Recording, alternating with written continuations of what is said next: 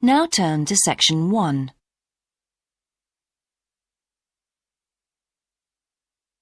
Section 1. You will hear a man telephoning to ask about a job in a hotel. First, you have some time to look at questions 1 to 4.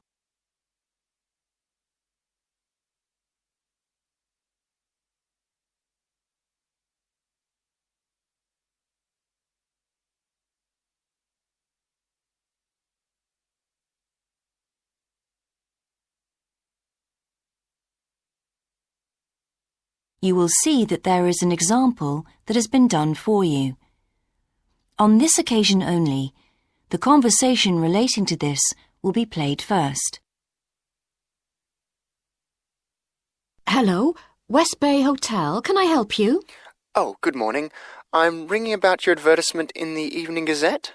Is that the one for temporary staff? That's right. The advertisement is for temporary staff, so temporary has been written in the space. Now we shall begin. You should answer the questions as you listen, because you will not hear the recording a second time. Listen carefully and answer questions 1 to 4. Hello, West Bay Hotel. Can I help you? Oh, good morning. I'm ringing about your advertisement in the Evening Gazette. Is that the one for temporary staff? That's right. Yes, I'm afraid the person who's dealing with that isn't in today, but I can give you the main details if you like. Yes, please. Could you tell me what kind of staff you're looking for? We're looking for waiters at the moment. There was one post for a cook, but that's already been taken. Oh, right. What are the hours of work? There are 2 different shifts. There is a day shift from 7 to 2 and a late shift from 4 till 11. And can people choose which one they want to do? Not normally, because everyone would choose the day shift, I suppose. You alternate from one week to another. OK, I'm just writing all this down. What about time off? You get 1 day off, and I think you can negotiate which one you want. It's more or less up to you, but it has to be the same one every week. Do you know what the rates of pay are? Yes, I've got them here. You get £5.50 an hour, and that includes a break. Do I have to go home to eat, or...? You don't have to. You can get a meal in the hotel if you want to, and there's no charge for it, so you might as well. Oh, good. Yes, so let's see. I get £231 a week. You'd also get tips. Our guests tend to be quite generous. Before you hear the rest of the conversation, you have some time to look at questions 5 to 10.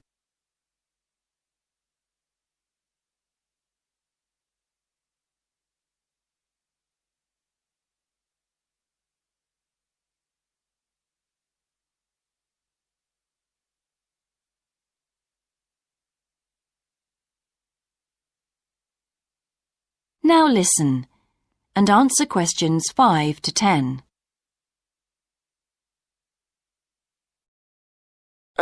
Is there a uniform? What about clothes? Yes, I forgot to mention that. You need to wear a white shirt, just a plain one, and dark trousers. You know, not green or anything like that. And we don't supply those. That's okay, I've got trousers. I just have to buy a couple of shirts. What about anything else? Do I need a waistcoat or anything? You have to wear a jacket, but the hotel lends you that. I see. One last thing. I don't know what the starting date is. Just a minute. I think it's sometime around the end of June. Yes, the 28th, in time for the summer. That's great. I'm available from the 10th. Oh, good. Well, if you can call again, you need to speak to the service manager. Her name's Jane Irwin. That's Urwin. And she'll probably arrange to meet you. OK. And when's the best time to ring? Could you call tomorrow? She usually starts checking the rooms at midday, so before then if you can, so she'll have more time to chat. I'll just give you her number because she's got a direct line. Thanks. It's 832-009. 823-009. 832. Oh, okay. Yes, I'll do that. And by the way, she will ask you for a reference, so you might like to be thinking about that. You know, just someone who knows you and can vouch for you. Yes, no problem. Well, thanks very much for your help. You're welcome. Bye. Bye. That is the end of section 1. You now have half a minute to check your answers.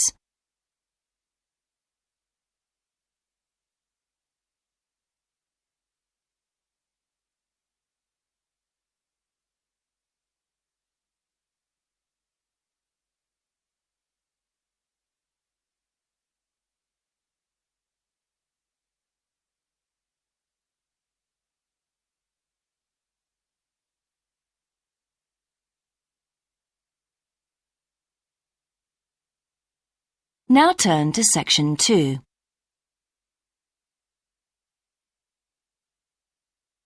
Section 2. You will hear a man being interviewed on local radio about a plan to improve a suburb called Red Hill. First, you have some time to look at questions 11 to 13.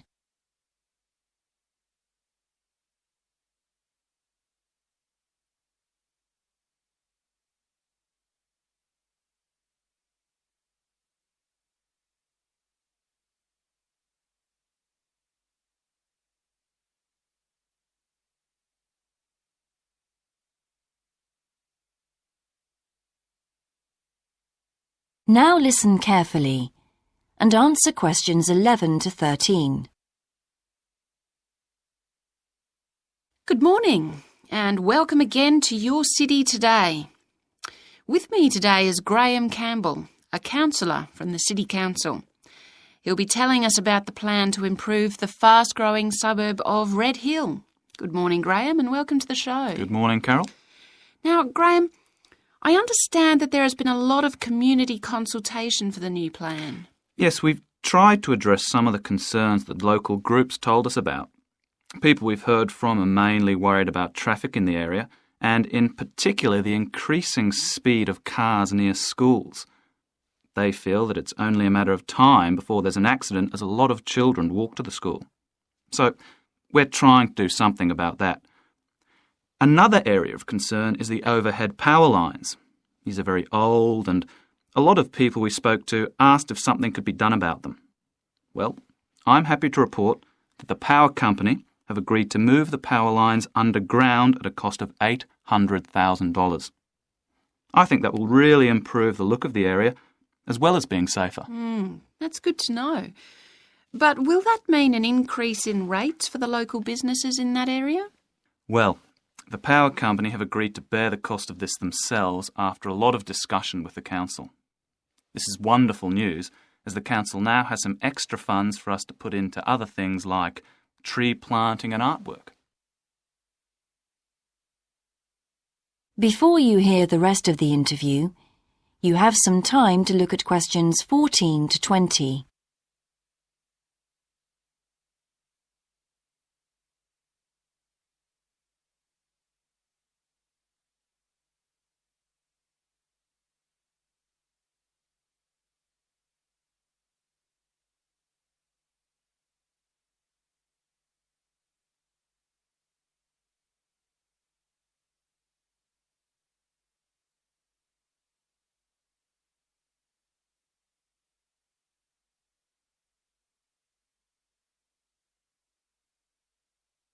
Now listen and answer questions 14 to 20. Now, we've also put together a map which we've sent out to all the residents in the area. And on the map we've marked the proposed changes. Firstly, we'll plant mature pine trees to provide shelter and shade just to the right of the supermarket in Days Road. In order to address the traffic problems, the pavements on the corner of Carberry and Thomas Street will be widened. This will help to reduce the speed of vehicles entering Thomas Street. We think it's very important to separate the local residential streets from the main road, so the roadway at the entrance to Thomas Street from Days Road will be painted red. This should mark it more clearly and act as a signal for traffic to slow down.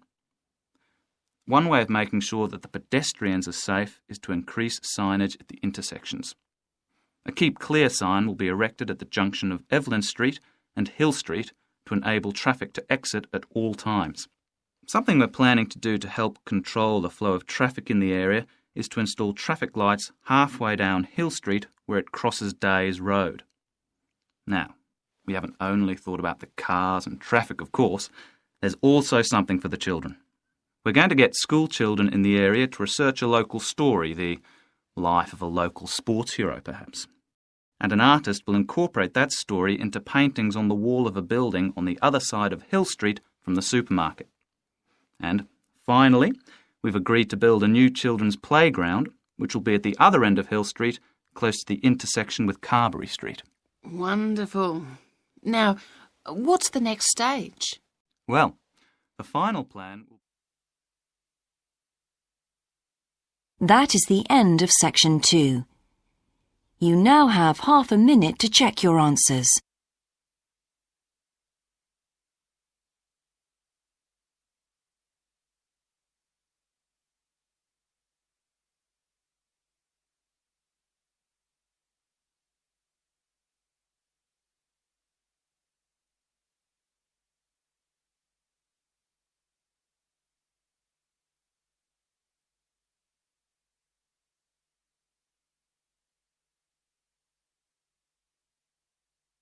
Now turn to section 3.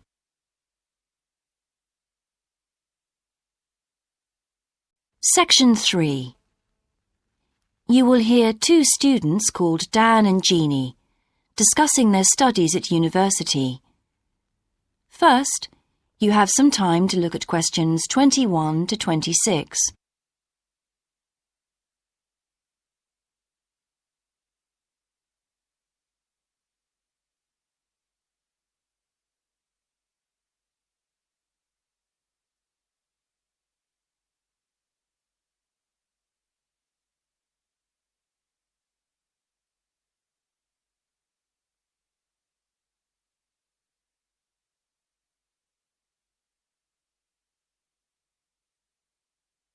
Now listen carefully and answer questions 21 to 26.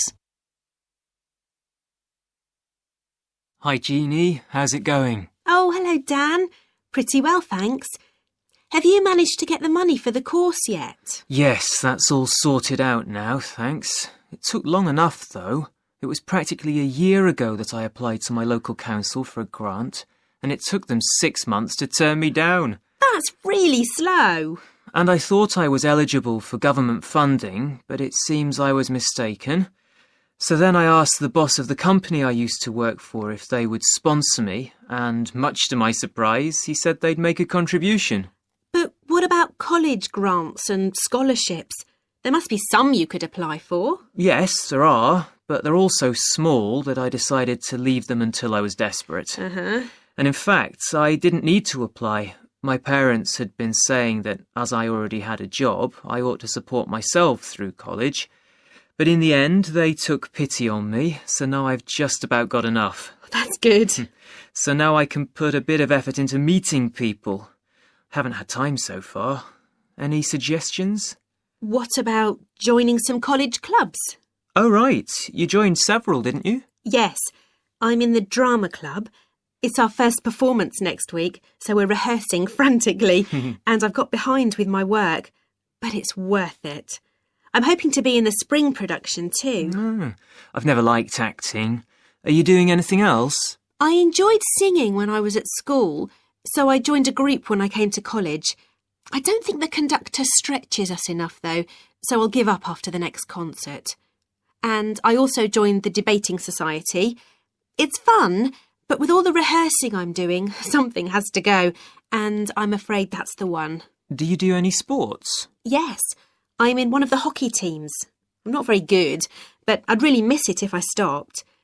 I decided to try tennis when I came to college, and I'm finding it pretty tough going. I'm simply not fit enough. Nor me. I think I'll give that a miss. I'm hoping it'll help me to build up my stamina, but it'll probably be a long haul. Good luck. Thanks. How are you finding the course? I wish we had more seminars. What?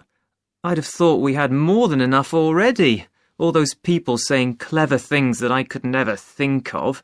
It's quite interesting, but I wonder if I'm clever enough to be doing this course. I find it helpful to listen to the other people. I like the way we're exploring the subject and working towards getting insight into it. How do you get on with your tutor? I don't think I'm on the same wavelength as mine, so I feel I'm not getting anything out of the tutorials. It would be more productive to read a book instead. Oh, mine's very demanding. She gives me lots of feedback and advice, so I've got much better at writing essays. And she's helping me plan my revision for the end-of-year exams. Do tell me, I always struggle with revision. Before you hear the rest of the discussion, you have some time to look at questions 27 to 30.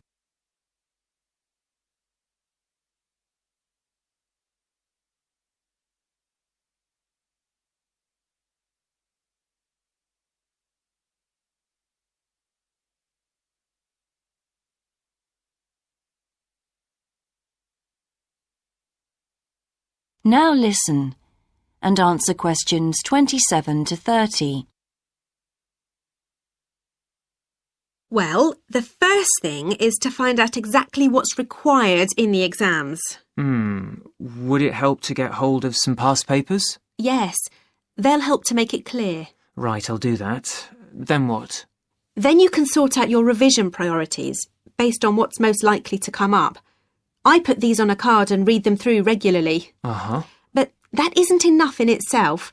You also need a timetable to see how you can fit everything in the time available. Then keep it in front of you while you're studying. I've done that before, but it hasn't helped me. Maybe you need to do something different every day.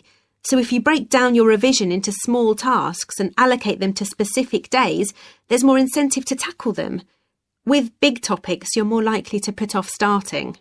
Good idea. And as I revise each topic, I write a single paragraph about it.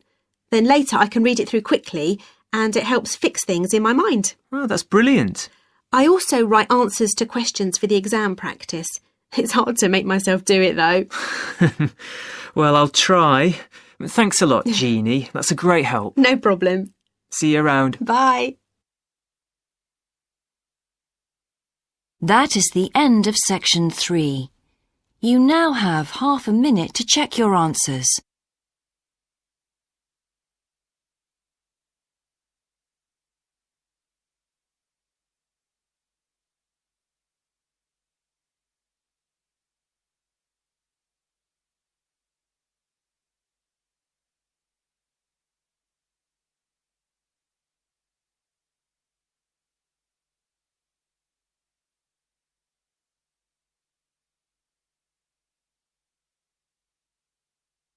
Now turn to section 4.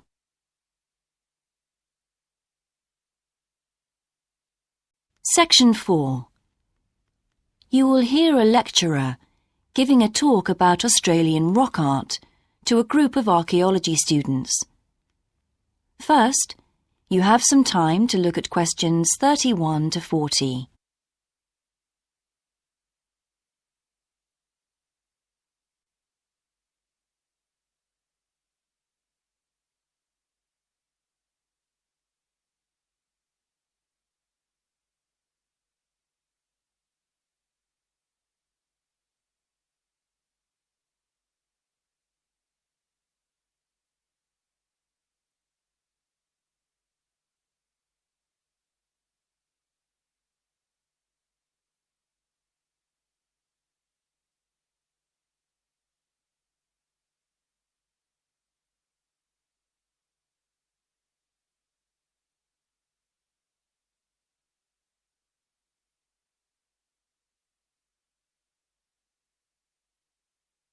Now listen carefully and answer questions 31 to 40. Good morning, everyone. I've been invited to talk about my research project into Australian Aboriginal rock paintings. The Australian Aborigines have recorded both real and symbolic images of their time on rock walls for many thousands of years. Throughout the long history of this tradition, new images have appeared and new painting styles have developed. and these characteristics can be used to categorise the different artistic styles. Among these are what we call the dynamic, yam, and modern styles of painting. One of the most significant characteristics of the different styles is the way that humans are depicted in the paintings. The more recent paintings show people in static poses, but the first human images to dominate rock art paintings over 8,000 years ago were full of movement. These paintings showed people hunting and cooking food, and so they were given the name dynamic to reflect this energy. It's quite amazing considering they were painted in such a simple stick-like form. In the yam period, there was a movement away from stick figures to a more naturalistic shape. However, they didn't go as far as the modern style, which is known as X-ray because it actually makes a feature of the internal skeleton as well as the organs of animals and humans. The yam style of painting got its name from the fact that it featured much curvier figures that actually resemble the vegetable called a yam, which is similar to a sweet potato. The modern paintings are interesting because they include paintings at the time of the first contact with European settlers. Aborigines managed to convey the idea of the settlers' clothing by simply painting the Europeans without any hands, indicating the habit of standing with their hands in their pockets. Size is another characteristic. The more recent images tend to be life-size or even larger, but the dynamic figures are painted in miniature. Aboriginal rock art also records the environmental changes that occurred over thousands of years. For example, we know from the dynamic paintings that over 8,000 years ago, Aborigines would have rarely eaten fish and sea levels were much lower at this time. In fact, fish didn't start to appear in paintings until the Yam period, along with shells and other marine images. The paintings of the Yam tradition also suggest that during this time, the Aborigines moved away from animals as their main food source and began including vegetables in their diet, as these feature prominently. Freshwater creatures didn't appear in the paintings until the modern period from 4,000 years ago.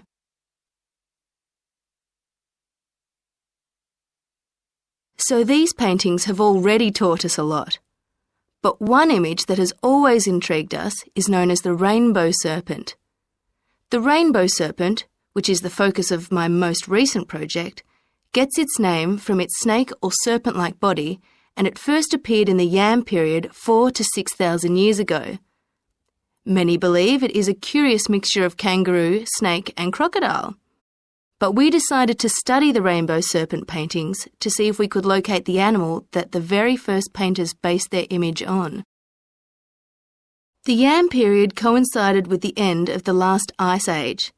This brought about tremendous change in the environment, with the sea levels rising and creeping steadily inland. This flooded many familiar land features and also caused a great deal of disruption to traditional patterns of life, hunting in particular. New shores were formed and totally different creatures would have washed up onto the shores. We studied 107 paintings of the rainbow serpent and found that the one creature that matches it most closely was the ribboned pipefish, which is a type of seahorse. This sea creature would have been a totally unfamiliar sight in the inland regions where the image is found, and it may have been the inspiration behind the early paintings. So, at the end of the Ice Age, there would have been enormous changes in animal and plant life. It's not surprising, then, that the Aborigines linked this abundance to the new creatures they witnessed. Even today, Aborigines see the rainbow serpent as a symbol of creation, which is understandable given the increase in vegetation and the new life forms that featured when the image first appeared. That is the end of section 4.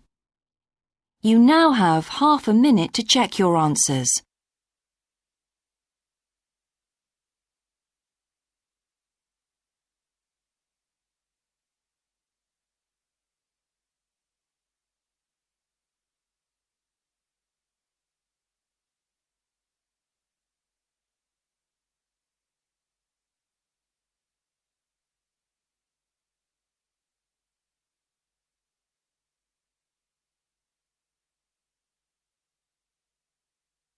That is the end of the listening test.